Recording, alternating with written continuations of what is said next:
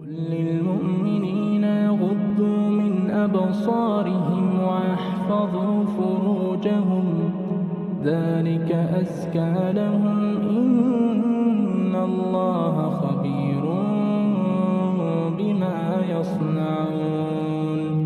وقل للمؤمنات يغضضن من أبصارهن ويحفظن فروجهن ولا يبدين زينتهن إلا ما ظهر منها وليضربن بخمرهن على جيوبهن ولا يبدين زينتهن إلا لبعولتهن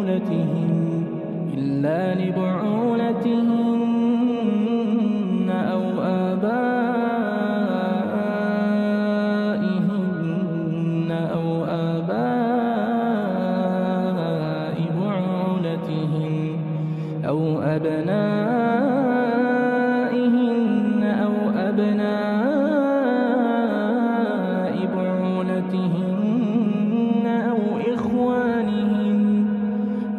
إخوانهن أو بني إخوانهن أو بني أخواتهن أو نسائهن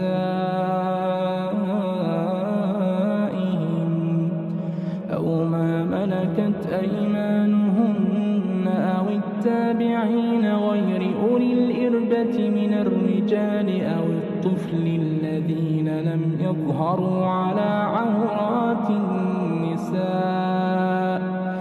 ولا يضربن بأرجلهن ليعلم ما يخفين من زينتهن.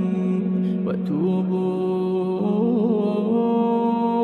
إلى الله جميعا أيها المؤمنون لعلكم تفلحون.